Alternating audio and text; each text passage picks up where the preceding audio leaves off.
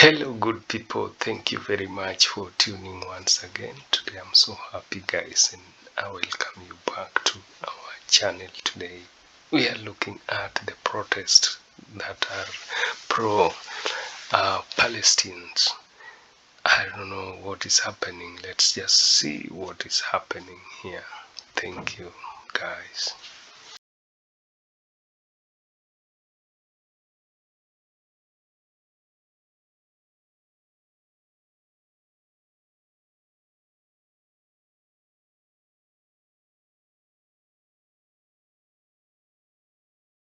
The Hamas terror attack marking the deadliest single-day murder Jews since the Holocaust, and Jews across the world now seeing a horrifying surge of anti-Semitism. In Germany, one Berlin official saying, quote, "I would not advise anybody to make their Jewish faith visible. Those who wear the kippah already faced the prospect of being spat on or insulted in quieter times. Isn't it sick that such things have become normal in Germany?" Joining us now, host of Piers Morgan Uncensored on Fox Nation. Good morning to you, Piers.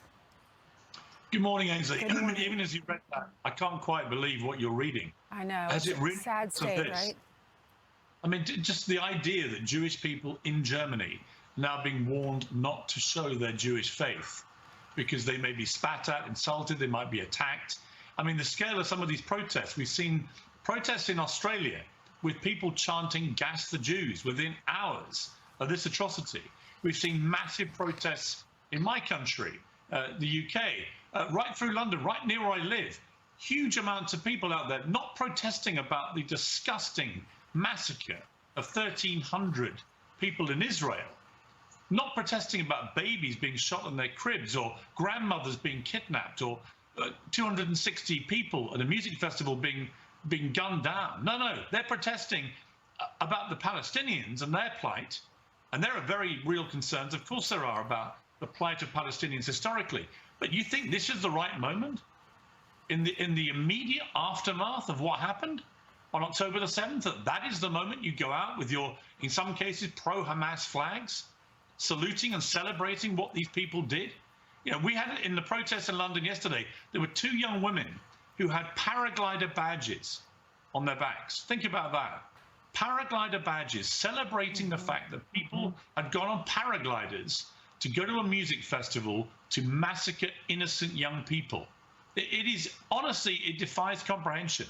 It shows you the hatred, the evil in all of this. But in order to go to one of these protests and support what happened to innocent individuals, human beings, it just shows you how much they hate the Jews. And it is so sad to watch these images and know that they're hostages that are being abused as we speak, that are still alive, and parents don't have their children because they're being held captive in Hamas, and Lord knows what's happening to these individuals. Then Lawrence Jones goes out to a protest here at Hunter College, interviews two women. Both of them said, that didn't happen. None of this happened. They denied it all, Piers. Yeah, constant claims of disinformation about things which have obviously happened. You know, there are just scores of people, and this is, you know, thousands, tens of thousands, maybe millions, who are all over social media denying what we're seeing with our own eyes, denying that there was even a massacre, or if there was, then it was entirely justified, that somehow what Hamas did was justifiable. How can it be justifiable? These people are terrorists. I mean, in my country, again, in the BBC, the British Broadcasting Company, they won't even call Hamas terrorists. They've come up with some load of garbage about some, you know, long historic rules they have about how they call these people. It's complete nonsense. They've called Al-Qaeda terrorists. They've called other terror groups terrorists, but they won't do it with Hamas. If you can't call what happened on October the 7th an act of terrorism, a multiple barbaric acts of terrorism, then there is something wrong with you. And the fact that major broadcasters like the BBC are going along with this, somehow acting as some kind of appeaser to Hamas, lest they upset their feelings, I just find unconscionable. So if I was a Jewish person, I'm not, I'm an Irish Catholic, but I'm looking at my Jewish friends here in America, in Australia, other countries, living in real, tangible fear And they're doing it for a good reason, because there is a mounting tide of anti-Semitism. Right at the moment, Jewish people suffered their worst attack and the worst death toll since the Holocaust. It is an extraordinary, unparalleled situation. And my deepest sympathies go to the Jewish people who are having to endure this mentality. Absolutely. And that's why so many Christians support them, because we know what the Bible says. The chosen people. Jesus was Jewish, and that land was given to Abraham. At the beginning, you know, we read about that in the Bible. And one day, the Bible says that land will go back to his people. So thank you so much for being on with us, Piers. In fact, we were looking at Twitter just a minute ago, and someone posted a picture of Trey Yink saying he's not reporting in Israel. He's just in his backyard. This is all fake news. It's ridiculous. And yet this guy, Trey, I was going to say, actually, before we started, watching his report again, I don't think there is a single reporter in the world doing better work than he is right now, or more courageous. And Fox knows better than anybody how dangerous this can be for correspondents in the field. Absolutely. After what happened to Ben Hall. So good on you, Trey. And the idea that people are trying to pretend you're not there, not doing it, is, again, completely disgusting.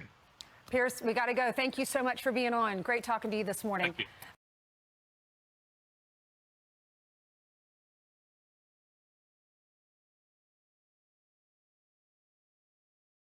Oh no, that is so disgusting, guys. That is so disgusting. I don't know what is in the minds of people all over the world. People are intoxicated, guys. Thank you for watching, and see you again next time.